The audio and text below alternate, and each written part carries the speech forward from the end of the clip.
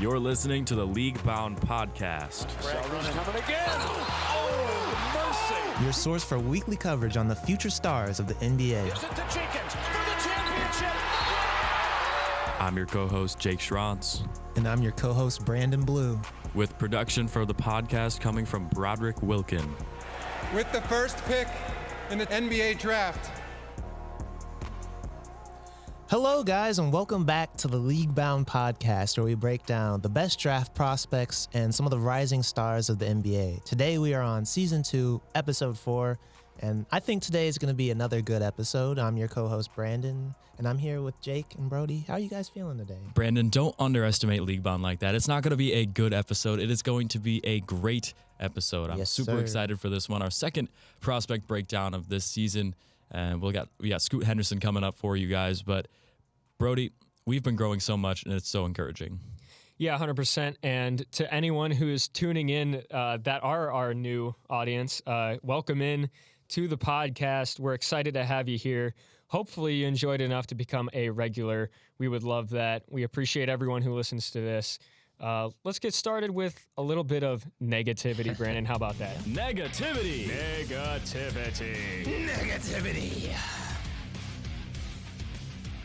I don't know, this is my favorite part of the show. We didn't have any last week, but we've got some today. And we're starting off with Jose Alvarado of the New Orleans Pelicans, who stole the ball at the end of the Rockets Pelicans game last night. And some of the players weren't really feeling it. So Kevin Porter Jr. kind of checked him and was like, whoa, what are you doing? And then there was a little altercation. Both got ejected at the end of the game. I love to see that type of energy, especially towards the end of the game, because it really gets you excited for that next matchup. Yeah, Grand Theft Alvarado is always causing chaos on the court, but, I mean, the announcers were talking about it. New Orleans loves him. He brings a ton of energy to that roster, and, you know, it's not every day you get a player coming into the league that can get under the skin of other players. Like, we've seen Draymond Green do it a lot, but Jose, he really has that trait locked down. He's like me, for real. But anyways. The Weekly Takes. I want to talk about Friday because we got to see somebody play who there has been a lot of animosity and a lot of differing viewpoints about this guy. But Emoni Bate had a 30-point performance against Michigan. And I know me and Brody saw some of it. Bro was wildin'. It was a electric performance. And they were playing at Little Caesars Arena in Detroit, which is where the Pistons play. And it looked like a packed house. So I think that what Emoni did in front of that crowd and against a Power 5 team who's ranked as well, I think he really showed some of his skill set. But Jake, how are you feeling about it? Yeah, I'm sure he saw those NBA lights in the Detroit Pistons arena and just thought, this is where I thought I should have been coming into this NBA regular season. Obviously, Bates not a one and done last year, but I mean, if he continues to drop 30 like this for Eastern Michigan, we may see him putting up buckets in that arena on a regular basis in the NBA. Let's talk about the way my man was playing. He was just, I mean, it was like every other drive, he was just clapping to his players, gimme ball, grabs it, you know, couple dribbles, step back three, and he would just drain them all. It was, he was going crazy. And he really showed last year why he was one of the top recruits and why him going to Memphis was considered such a big deal at the time. I mean, he was hitting shots off handoffs, shots off the dribble, deep step back threes, and there's some heat checks where you were like, Emoni, what are you doing, bro? And then he just swishes it like it was nothing. So I think he really showed why, you know, he was such a high talent, and I think it's possible he can raise his stock throughout the season. And how do you guys see him right now? Do you guys see him as a guy who, you know, is that enough for you guys, or do you guys need to see a little bit more throughout this season to be really convinced of the Emoni Bates comeback story, I would call it? Well, I think that obviously it is very early into the season. Like at this point, I think it was maybe his second game of the year. But, I mean, if this is kind of a consistent performance that we see the rest of the year, obviously he's not going to average 30. Although you never know. Eastern Michigan, I know the MAC is good, but Emoni Bates is a very highly talented player. And I wouldn't be surprised if he kind of resembles what we saw of Isaiah Mosley last year at Missouri State and just becomes one of these guys in the non-Power 5 schools that can put up 30 points or put up 40 points in a big win. Yeah, but I do want to point out another thing, because after that performance, I was really excited to see, what other teams he's going to play against. And I was looking at Eastern Michigan's schedule, and unfortunately, they're not playing any other Power 5 schools for the rest of the season. So I'm like, man, it kind of sucks. But at the same time, I still think Eastern Michigan is going to be a fun team to watch, just because it's not only Emoni, but they have Noah Farrakhan, who in high school, he was a highly touted recruit as well. He was pretty viral all over Instagram, or not all over Instagram, all over YouTube. Well, I guess Instagram too, social media.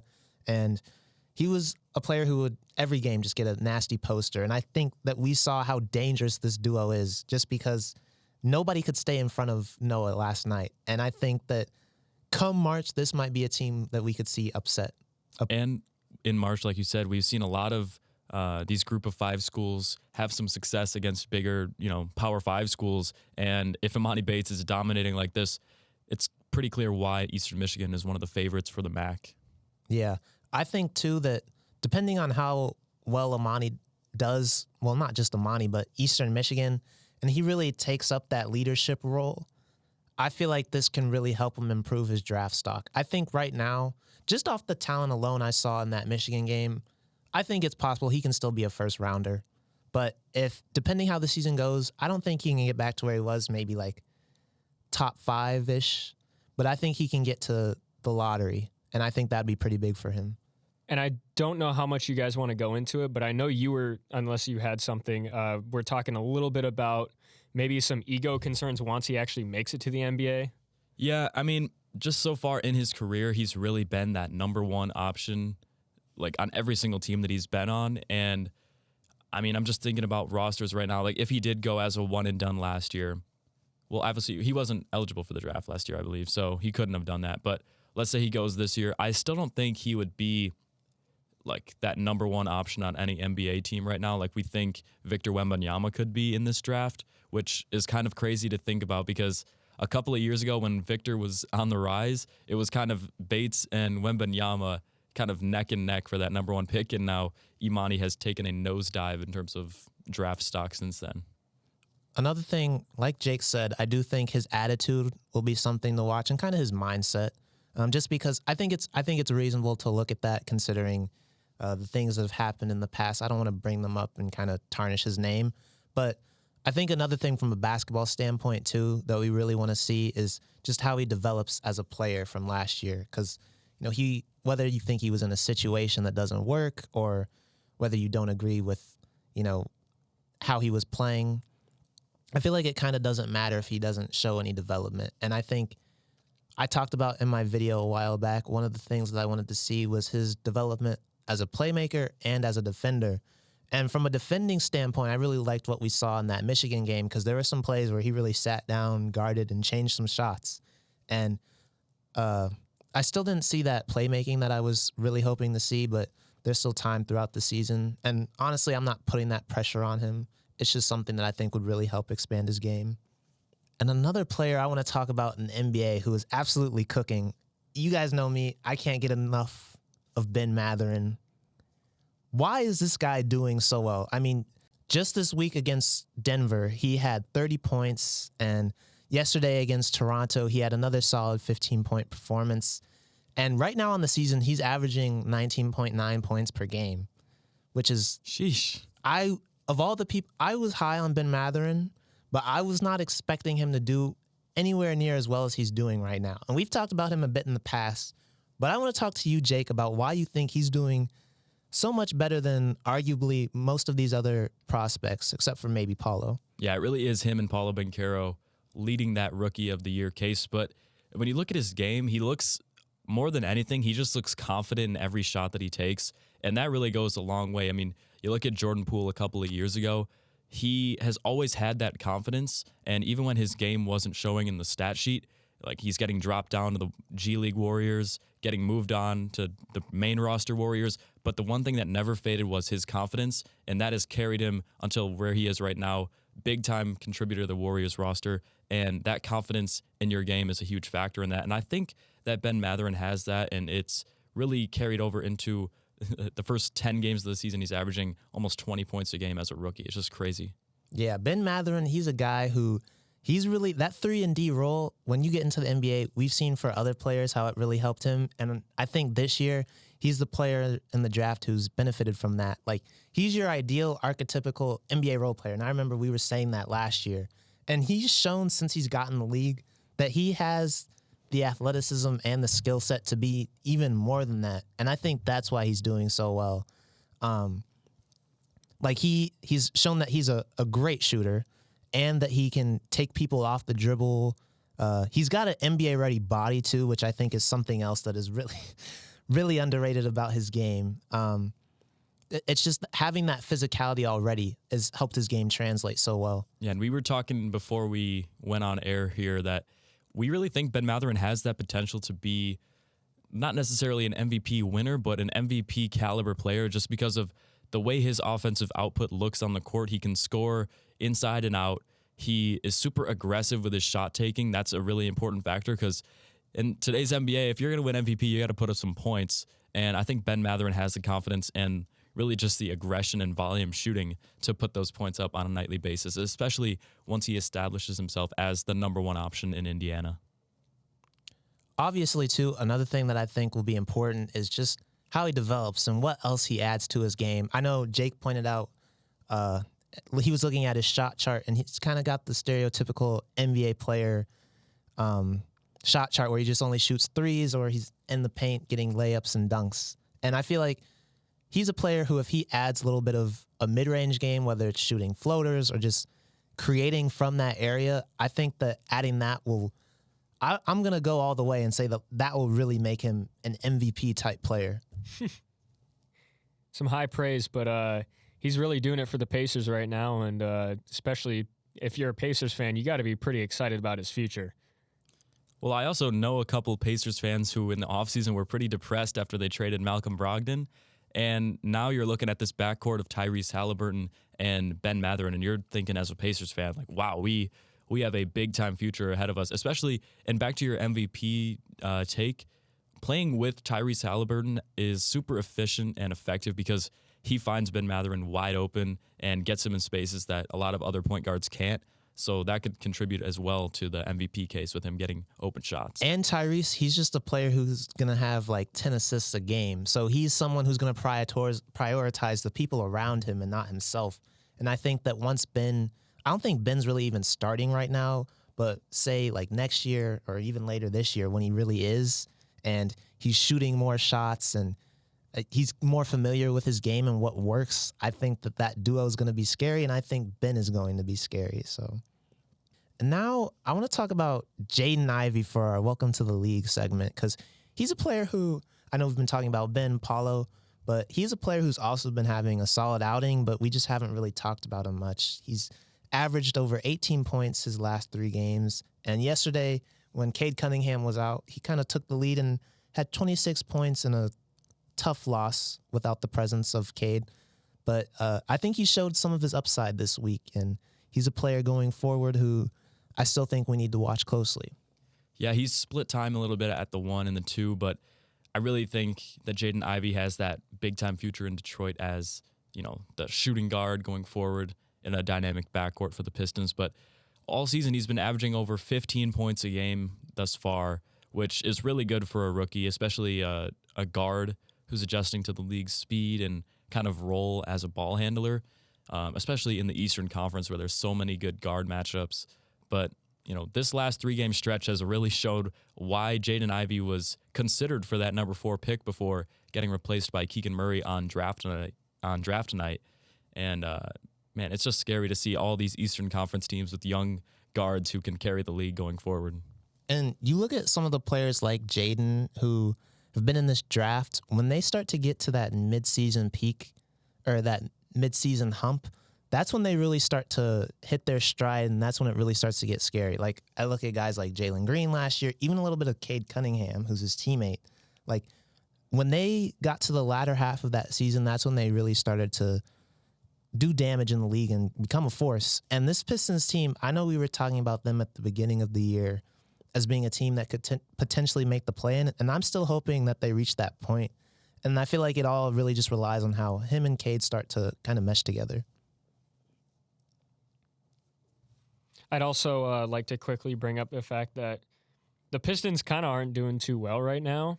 And with an already super young team, to even have the chance to get a top 5 pick in this class as well, that roster has probably an insane future ahead, wouldn't you think? Yeah, I think. Wait, let me pull up Tankathon real quick. They're at 4. Yeah, they're at 4 right now, but I mean, obviously with lottery, they can get anywhere from like They can 7 drop to 8. number 1. So Yeah. I think Victor on the Victor and Pistons. the Pistons. Victor too. Yeah, that would be scary. But if they also, I know we haven't seen a lot of them because they've been hurt, but there are also a lot of good complementary pieces that I think could also make their roster kind of dangerous. Now there's some guards in here, but if they got like Dariq Whitehead, who I think is going to be nasty, Dylan Mitchell, who's a defensive guy, and Cam Whitmore, who we haven't seen at all, but I'm really excited to see how he does at Villanova. I would honestly like to see Derek Lively play alongside Beef Stew in Detroit because he can space the floor really well and play defense. So that front court with Beef Stew and Derek Lively with just the shot blocking ability and just the physicality that Beef Stew brings, plus offensively that fit is great. That would be really fun to watch. And I think even if they fall to maybe 5 or 6 in the lottery, they could definitely get a guy like Derek Lively at this point. If they had Derek Lively, Jalen Duren, and Isaiah Stewart, that would be like a really good front court because you could maybe potentially have maybe Lively at the 4 because he's shown that he could be a guy who spaces the floor out a bit. And I didn't even think about that. I forgot that Jalen Duren was even on that team. You could have Duren and Isaiah Stewart both playing minutes where you have a physical, strong guy up front like that for a full 48 minutes because one of them will come off the bench. That is very scary. And now, this was the first week of college basketball, and we got to see a lot of great players debut, specifically Keontae George and Terquavion Smith, as well as Emoni Bate, as we talked about earlier. But Keontae was one of the players that I talked about as having one of the crazy debuts, and his first game wasn't as crazy, but his second game that he played on Friday, that was a pretty impressive performance. He had 23 points, 7 assists, 5 rebounds. Now, I just want to say, I knew he was going to be one of the better scorers in this draft, but I was not familiar with his game from a playmaking standpoint, so I'd like to apologize. But he was really, like, his vision is something that I think is really going to make him even more scarier. And as the NCAA season goes on, I'm really excited to see him play, and I just get excited about him with each game. Yeah, and it's kind of a strange dynamic that this draft class has because guys like Keontae George and other guards almost get seen as like a second-tier talent compared to how hyped up Scoot Henderson is out of the G League Ignite. But like you said, Keontae George has so much talent offensively. He can facilitate the ball. He finds guys open. 7 assists was really impressive from him in college. And I just want to make sure everyone watching, make sure you tune into some of these other guards and don't just think it's Scoot Henderson and everyone else. And then next for NC State, we have Terquavion Smith, who, if you watched some of the draft combine last year or any of NCAA basketball last year, you knew that he was going to be a guy who we were going to be watching closely coming into the season. And through his first few games, he's shown that he's probably going to raise his stock. He's averaging 22 points through 2 regular season games. And from what I've seen, his explosiveness combined with his shot-making ability is truly just something that you don't see a lot. Yeah, I looked at the stats before we went on. Almost 60% of Terquavion's shots come from beyond the arc, which is really just crazy because you look at Steph Curry when he was drafted, his three-point attempt rate was only 49%. So, I mean, is that a little too high for Terquavion Smith? He's not the shooter that Steph Curry is, but he sure likes to shoot it like he is. So you may want to see it drop down a little bit more and see maybe a little bit more drive to the basket because he can really rise up too. He can dunk the ball with some of the best of them in college basketball in terms of guards. But Terquavion is someone I like to cover on day 1 of the combine last year. He really impressed me, and I was a little surprised he didn't keep his name in the draft because he was one of the better players in those scrimmages. But he came back to NC State this year, and it's seeming to be pretty effective because he is rising up the board quickly. Jake, I kind of want to ask you, you talked about you covered him in your day 1 combine video, But where do you see him finishing in this draft towards the end of the season? That's a good question because there's a lot of freshman guards like Keontae George and other guys like Cason Wallace who have gotten a little bit of the spotlight just because they are those high-tiered freshmen. But I feel like if Terquavion comes out, has a huge season, he's only a sophomore. He was a freshman last year, so he's still a young player. But, I mean, if he's very effective, if he hits from deep, there's no reason why he should be considered any less than a guy maybe 1 year younger than him that doesn't produce as well. I have to say it is unfortunate that we're not seeing him play like on another, top 25 team. And most of the games he plays probably are going to be losses. But if you can, he's a player I would definitely encourage to watch as much as you can because he has the potential to probably be one of the best players in the ACC. And I really think his draft stock is going to be an interesting thing to watch. So keep an eye on him. Yeah, and his game is really fun to watch too. If you like deep threes, he's got that. If you like posters, he's got that. He's really fast in the lane as a point guard. Super fun player to watch. Now it is time for the prospect breakdown. Scoot Henderson, it is your time. The 18-year-old guard from the G League Ignite hails from Marietta, Georgia, 6'2", 195 pounds, and right now he is considered by many to be the consensus number 2 right behind Victor Wembanyama. So Jake, what are your thoughts on this young man? Well, if I had to make a quick comparison to some former NBA talent, or really just current day NBA talent, kind of think of a mix between Colin Sexton and Russell Westbrook. Not as much current day Russell Westbrook, where he's seen as kind of a negative on a roster a lot of the times. Think back to when Russell Westbrook was seen as that MVP caliber player. Triple-double Thunder. Yeah. We saw it yesterday. 16 assists from Scoot Henderson against the Santa Cruz Warriors. Just insane stuff from him. He's not a big-time shooter so far in his career. He's kind of similar to Colin Sexton early on in his career in that category. But we saw with guards that aren't sharpshooters like Colin Sexton really develop that outside game. Sexton now around almost 40% from deep sometimes. So no reason that people should be turned off from Scoot Henderson's jumper at all. Yeah. One thing I will say, I've noticed he was shooting a lot of mid-range shots in yesterday's game. And I think a lot of that, too, was partly because the defense, they were taking away the drive from him because obviously that's like getting to the rim is like his most dangerous strength. And so they were in drop coverage on him. So they were just encouraging him. They were encouraging him to shoot. And I feel like when he gets to the league, the way he releases the ball, he kind of has a pretty low release. So I feel like when he gets to the league, he's not going to be able to get those shots off, as easily as he does. And I think it would be more dangerous if he kind of converted those mid-range shots into floaters like, say, Darius Garland or Trae Young. D'Lo, when he was getting into the league, that kind of became his bread and butter with the Brooklyn Nets. So I think if he develops that floater game and kind of stops taking the mid-range shots that he's being baited into, I think that will help him a lot as well. Yeah, and that would be really fun to watch him develop that because he's such a strong-bodied guard. He almost looks like Ochai Agbaji out there sometimes. He's got huge arms.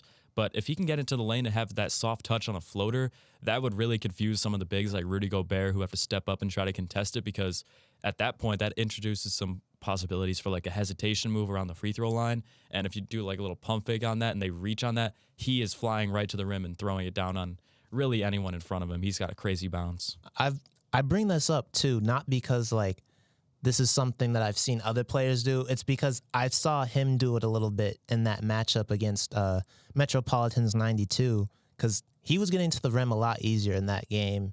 And he hit a few floaters. And I've also just noticed that he has a natural finesse and touch around the rim, which you really wouldn't expect from somebody like him. Because going back to your Russell Westbrook comparison, you kind of just expect him to just throw himself at the rim and kind of hope it goes in. But you can tell he has a control footwork too, which I think is something really nice. And that was honestly something when we were watching the game yesterday. I was kind of a little bit upset that he wasn't really... I know the announcer said that he was struggling, but I don't think he was struggling in that first half. It just felt like he wasn't really being aggressive because all those shots he took yesterday were mid-range pull-ups or threes, and he wasn't really trying to carve his way to the rim.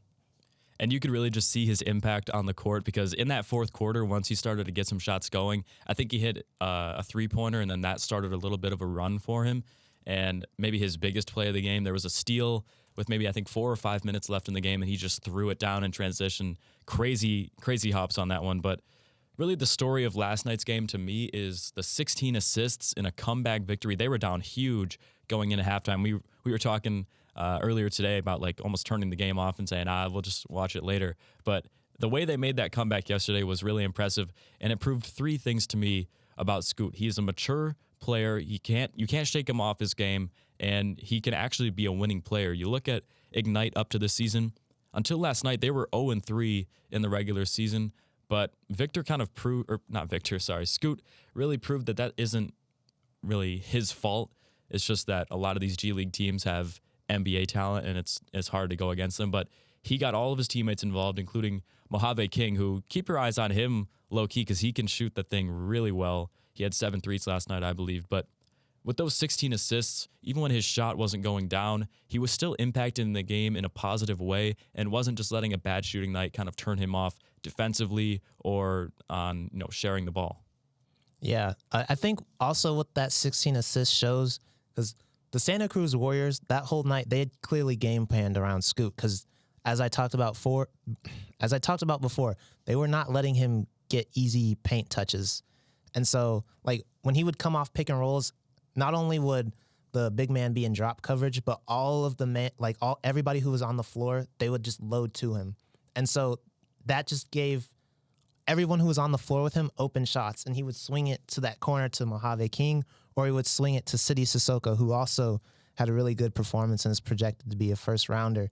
And I think that 16 assists shows that when he gets to the league and when people start to game plan around him, he's going to be a dangerous player because he can just, if he has good teammates around him, he can just carve up defenses without even having to really score the ball. Sorry, I'm just trying to pull up the box score of last night. And what do you think the value of having a guy selfless enough to give away 16 assists like that is for a team coming into a draft looking for maybe they just had a rough season and they're just trying to get back into the groove of things? I think that one, it just shows how good of a leader he can be, like Jake talked about. And I think going into the league, not a lot of young players really have that ability to be a good leader and provide some of the intangibles, the things that you can't measure. And his performance, the way that he just set the tone for the whole group in that third quarter, I think that's something that scouts will also mark up. And like we've said, I think that's something playing in the G League, playing with the G League Ignite is something that really helps with. Yeah, and he was really selfless last night. He found guys like Aubrey Dawkins, Mojave King. These are really good shooters for G League level, but just imagine when Scoot is in there running an offense on a top, well, I guess you can't be a top-tier NBA team drafting at number 2. But either way, I mean, you look at some of these teams at the top, like the Houston Rockets with Jalen Green and Kevin Porter. Those are pretty good shooters on the perimeter. Just imagine Scoot Henderson, driving down the lane and everyone just collapses on him and he just kicks it out to the corner to maybe Jalen Green, who's wide open. He's knocking that down. Another thing I want to point out too is that yesterday I noticed with the Ignite that he's really the only guy who initiates offense or brings the ball up the floor whenever he's on the court. And I think when you just look at the makeup of the league, most teams now, they have multiple people who can do that. And there was one play I saw, he was playing off ball and somebody passed it to him and he just took them off the bounce. And I think that having somebody else who can kind of initiate offense will also create more for Scoot because like we talked about, his speed is just something that you can't guard. It's going to be incredibly hard to keep him in front of you.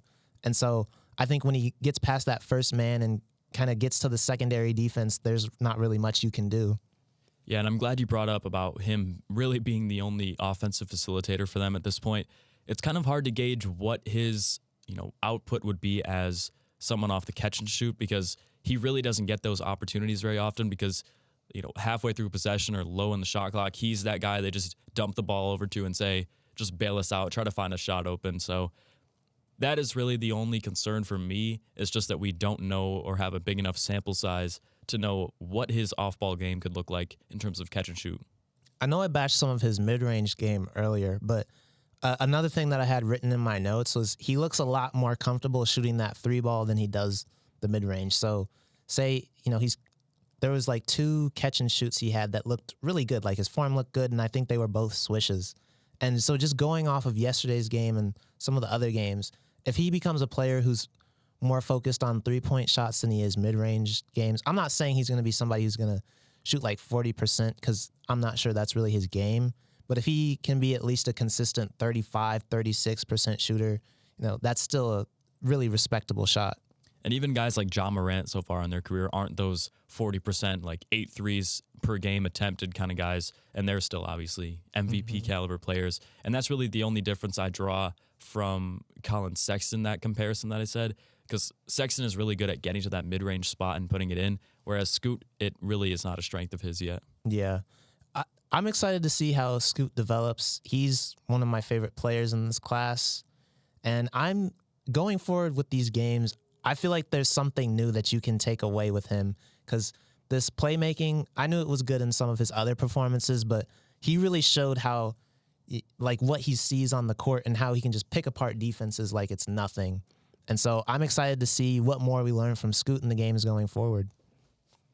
Yeah, and I guess I want to shift the conversation a little bit here, but talking about Scoot and Victor, I know there's been a couple Scoot and Victor debates over the internet over like maybe who's going to be more worthwhile of a pick, but I kind of want to hear it from you guys. Do you guys think the gap's as large as it is between Victor Wembanyama and Scoot Henderson? Because I know we were talking about it earlier today, and I kind of want to hear you guys put some input on that. I think the gap right now is pretty large just because Victor, he's a two-way player, and what he does offensively, it's something that we just haven't seen before. But I don't want to say that the gap is just like not overcomable, but like Scoot would have to do some crazy things to really overcome Victor in my eyes. And I think it can't be overstated the value of what a head-to-head matchup means to these players, because you look back at some of the recent history, that game last year with Paulo and Chet Holmgren, Gonzaga versus Duke, Paulo was insane in that game, and now you look at the NBA, obviously Chet Holmgren is injured for the season, so he doesn't really get to represent himself. But Paulo is out here putting up all-star numbers, and Chet is nowhere to be found right now. You look maybe a couple of years ago, it was that Duke class versus highly ranked Kentucky with Zion and RJ and Cam Reddish in that head-to-head matchup. Duke destroyed them, and now look at what the Duke class is doing. Zion is out here averaging huge numbers. RJ Barrett is one of the best scorers for New York. So really these head-to-head matchups can mean a lot in terms of what these players are going to do going forward. You look at the head-to-head with Scoot and Victor, and even though Scoot was doing good, Victor was out here putting up 30 points, huge defensive numbers as well. So I do think that has to come into play a little bit. And not 30, but 37 points, mind you, compared to Scoot's 28. I don't know what the assist numbers were, but points. But I feel like, too, watching that matchup, it didn't really feel like one or the other necessarily got outplayed.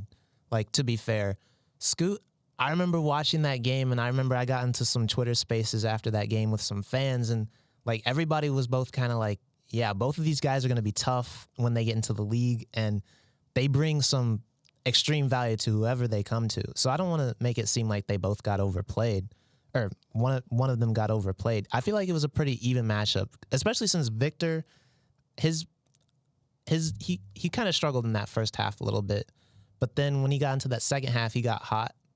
And I think what both of them did, is, hold on, sorry. You're good. I just can't find the words. I think that what both of them did in that matchup really speaks to both of them as players. And I want to get your opinion on this, Brandon. I just thought of this comparison a little bit ago, but how would you compare Scoot Henderson to John Wall as draft prospects? Ooh. Because obviously John Wall, if people don't remember, John Wall in his prime was probably a top 5 point guard in the entire league. He was insane. And I'm looking at some of their numbers on Tankathon in the draft comparison, the compare prospects menu. A lot of them are pretty similar. Free throw percentage, pretty similar. True shooting is very similar, less than a 12% difference in there. So, and they're both obviously more of these tough-nosed, like get to the rim kind of point guards. So what do you think about that? I definitely say in that matchup versus Victor, I could definitely see it. But last night, we didn't really see Scoot be as crafty. So it's one of those things I feel like I just need to see a larger sample size. But I don't think it's a horrible comparison. Just because John Wall, when he was at Kentucky and when he was kind of coming into the league, one of the things he was known for was his athleticism and how he could kind of do that and be shifty, crafty, and just a little bit unpredictable. So I feel like I need to see a bit of a bigger sample size, to be honest, but it's not something I'd shrug off. One dangerous stat right now, though, Scoot on the season shooting 17% from three-point range. I don't think that's representative of his actual talent, but it is early in the year.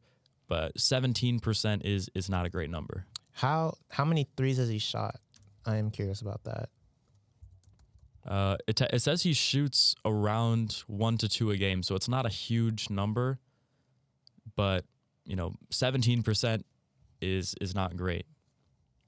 I'm hoping that that's a number that we'll probably see go up as the season goes on. And another thing too that I think is good about this G League Ignite team is they're now playing a lot more games this season, and they're going to be in playoff contention. Mm-hmm. They're playing a full G League slate, so there's going to be a much bigger sample size to go off of. I know last year with guys like Jaden Hardy and the year before with Jalen Green and Jonathan Kuminga, it was like, it feels like we just don't have enough. And yeah, it was hard to gauge what the team was actually meant to do because obviously they both last year and 2 years ago featured the draft prospects, but it never really felt like they were competing for anything more than just showing off what they were good at. But this year, I'm glad we're finally kind of getting that the competitive aspect that college basketball really survives off of. Yeah. The one thing I am concerned about, though, is this is just me being a fan who worries too much. But with this larger sample size, there's also more chance for injuries. And with a guy like Scoot, I think it's no secret that guys who rely on athleticism and kind of their explosiveness, when they get injured, it can be scary at times. And so, Scoot, I'm just praying that you stay healthy. That's all I want to say. I'm not saying that he's going to get hurt or drop his stock, but just well wishes. And to my knowledge, I don't think he has any prior injury history, not that I know of at least. Which is great. I don't want to see Derrick Rose. Yeah. And another thing too, I talked about it earlier. A lot of these prospects, like Dariq Whitehead, Nick Smith now, who has a knee injury, we are going to miss a lot of prospects these first few weeks. And I don't want to see a lot of these guys' stocks fall just because they're not able to play this season. Fair enough. I did have another thing I wanted to talk about with you guys. And it could be something pretty short because we've seen plenty of guys like this, but Scoot Henderson is listed at 6'2", correct? He might be taller than that, but listed at 6'2". Do you think the height's really a concern, or is this athleticism just kind of so I don't know, overwhelming that it doesn't really matter? When you have athleticism, it quite frankly just doesn't matter. I mean, think of Ja. Yeah, he's what, 6'3"? Ja, Derrick Rose, I believe, was shorter. He might be listed at 6'3", but I'm pretty sure he's shorter. Donovan Mitchell on a lot of outlets is seen at 6'1" or 6'2". That's another good point. But he has really long arms, and that's something also that Scoot kind of resembles. I'm not sure his official wingspan, but he's really strong upper body and lower body. It seems like he has pretty long arms. I'm not sure the official wingspan, but it definitely is something to keep note of. As long as he has that twitchiness and that explosiveness, I think his height isn't going to matter. Maybe when he gets later into his career, when he kind of loses that a little bit, but for now, I think he's dangerous. I mean, there's been guys like Kemba Walker, Exactly. Isaiah Thomas, I guess both Isaiah Thomas, but really more the Detroit Pistons one was I think 6 foot tall, if that. So there's definitely precedent for good and, short point guards. And looking at him, like, even if he doesn't turn out to be a superstar, I think he'll find ways to be just like a super, super solid role player in wherever he is. And like, let's say he becomes a superstar and maybe he loses some of that athleticism later in his career. I think you can think back to players like, I feel like Kemba Walker's found ways to just to be helpful to teams in different ways over their careers. And I think he'd definitely be able to do that. And obviously by the way he plays, I'd easily be able to find ways to contribute in other fashions after that fact, I guess. I mean, this is talking way down the line. Like, I mean, we saw it last night. He had 16 assists. And exactly. He probably could have had more. It was just some of the shots were getting missed. So imagine if they had a good shooting night and he had like 18 or 19 assists with those 19 points, that would have been real crazy.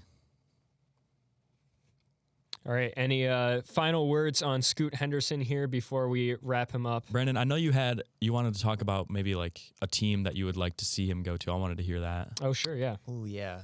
Wait, hold on. Oh, yeah. I was saying earlier, I feel like a team right now that really needs Scoot is the Rockets. Because you look especially at their point guard spot, they have Kevin Porter Jr., but in my eyes, he's just not really a point guard. Like, he's naturally a 2 or a 3, and I think he can still be in the starting rotation, but if they add Scoot Henderson alongside, like, Jalen Green, that's a dangerous duo.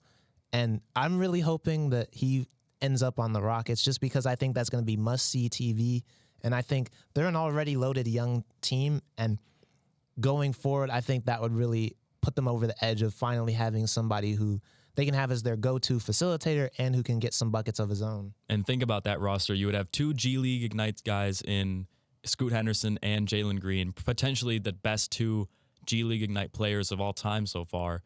Plus, you would have KPJ and Jabari Smith. That is a crazy young roster. We talk about the Thunder being one of the youngest in the team. I think the Rockets would probably overtake them at that point. And then you maybe have Alperen Şengün at the 5.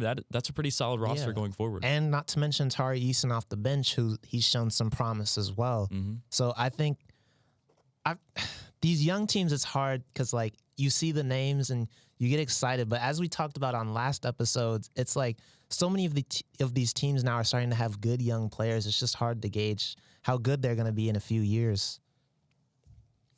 But I think that wraps it up here on the Scoot Henderson prospect breakdown. Really good player, and we're excited to see where he goes in the future and what he's able to do in his career. 100%. Let's load up that trivia, Brody. Are we ready? Are we ready? This week's trivia is going to be a little bit interesting. Again, 3 questions for you guys. Yeah, I think there's some quite odd questions. I think you guys You guys will either get it or you won't get it. And I guess that makes sense for any trivia question, but enough rambling. Let's just get right into it. The first question for you guys, what pick was Wilt Chamberlain when he was selected in 1959? Wow. So this is a long time ago in the draft, and I think we've talked about it in other trivias with the draft getting many renovations since this date, but I'm going to disrespect Wilt Chamberlain and say he was the number 2 pick. Ooh. I want to say number 1 just because it seems like that'd be obvious. But I feel like Wilt, he was kind of a different breed for his time, and they hadn't seen many other people like him. So I feel like Victor almost. Yeah, but like I don't think it really helped him it might not have helped him in the positive way. They might have dropped him down a bit, but I'm telling you, how could he not be the number 1 pick? Yeah. I mean, I don't know for sure, but hindsight's always 20/20, so it's like I'm just gonna say number 1. Why not? Let's go for it. All right, so I figured you guys wouldn't get this regardless because this has to do with some old NBA draft history, but he was actually a territorial pick by the Philadelphia Warriors. I had no clue what this was when I looked it up, but I was like, I wonder what Wilt Chamberlain was picked at. Well, it turns out he's a territorial pick, and for those who don't know about it, from my understanding, back in the day in the NBA, they basically had it so certain players or certain teams could basically pick a player that's from the area of their city that originated from there that they knew would like garner fans to go to their stadium or go watch them play. And so Wilt Chamberlain was actually from Philadelphia, and he got drafted to Philadelphia because they got this territorial pick, which basically just got them a freebie to steal the first rounder That's crazy. or the first overall pick. Imagine if that he was how probably it would was be. in real life now. Like, You just drafted how people many from players would go to a different team? Yeah, no, I figured this. I looked it up, and man, there was just some crazy stuff to learn about. So the more you know. Man, Cleveland would be crazy because they would I have was just they would thinking have that. Steph, LeBron, like that. CJ McCollum. Yeah. Wow. And I don't know how often they get the territorial picks. You'll have to look it up for yourselves, those of our viewers. But moving on, with the last pick in the 1983 draft, the 76ers selected Norman Horvitz from where? Was it A, Harvard Medical School, B, Philadelphia School of Pharmacy, or C, Johns Hopkins University? Intellectual. I'm going to go with B. Okay. I'm gonna go with Johns Hopkins. Okay. Well, here's some more interesting, had no clue this ever happened information. It is B. Oh my God. Let's go. He was drafted. He went to the Philadelphia School of Pharmacy. This guy didn't even play basketball. He was 49 years old. Oh my God. He's a 49-year-old pharmacist who, based on what I saw, basically the 76ers owner, it was his poker buddy, and he drafted him as a joke, and the NBA voided his draft pick because they Wow. were like, what the heck, man? That's crazy. You can't just pick a random guy, but hey, he did it. And there is a quote that came from the guy who got drafted. But basically, yeah, the NBA voided the pick because he said because the NBA abhors fun. And no matter, he was 49, and he said he figured he'd take his talents to Italy because you can get Gucci's there for half price. Bro. That's He told the Times that? The Times, yes. Wow. that's Hey. like a, All I'm hearing from that answer is I'm up one on you, bro. pretty much. They really missed out on a pharmacist, man. Almost in his 50s, his prime, man. Bro, he could have got us so many rings. Bro's in his primes. Maybe that's why the 76ers have struggled, you know? They're picking They're Norman missing that Horvitz. veteran leadership. Their veteran leadership. Yep, there it is. Could you imagine if you could pick coaches like that, you know? Just use your last pick to draft pick a coach and you get a different coach every year or something like that. All right, moving on. You guys might get this pretty quickly, but who is the school with the most first overall picks? I don't know if I ever asked this. I'm going to guess. I want to say it's definitely one of the Blue Buds, obviously. I'm going to say Kentucky. Okay. Okay. I was deciding between Kentucky and Duke, so I'm going to take Duke. But Okay. maybe we're both wrong. The Watch it answer beat North Carolina. the answer is actually Duke. Let's go. The answer is Duke. I know. Oh, no, he's gone. He's gone. He left the Yeah. I'm him.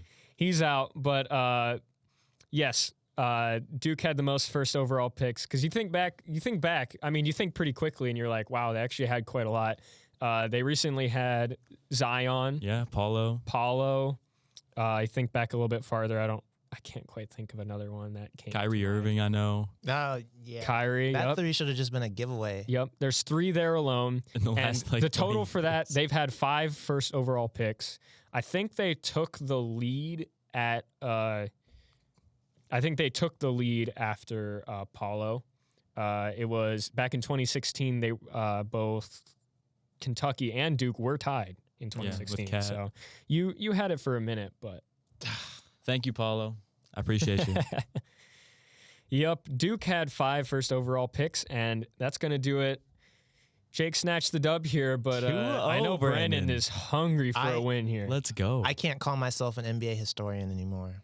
I'm heartbroken, but we'll bounce back. I'll train my mind for these next few podcasts, and I'll take the lead. Well, Brandon, luckily for you, I do not consider myself an NBA historian, so you've got that comeback coming. But thank you all for tuning in to League Bound yet again this week. So excited to keep bringing you all this content. Make sure you follow us on social media. You can follow me on Instagram and Twitter at Jacob Schrantz. You can follow me on Instagram and Twitter at Branden.Blue with 2 E's. And you can follow me on Twitter at Brody Wilken and on Instagram at Broderick Wilken. Don't forget, you can also listen to the podcast on Spotify, just called League Bound, and you can find us on YouTube under League Bound. We are so excited to keep this going for you guys. We're excited with the growth. We hope you stay watching. Thank you guys for tuning in today. We appreciate you. We love you. Have a good one. Yeah, make sure you subscribe, leave a like, and guys, let's go get some Culvers. Oh, yeah. I'm ready for that. Good old Midwestern fast food. Unpaid promo. Culvers, if you want to sponsor us, feel free. We'd appreciate that. The official podcast of Culvers.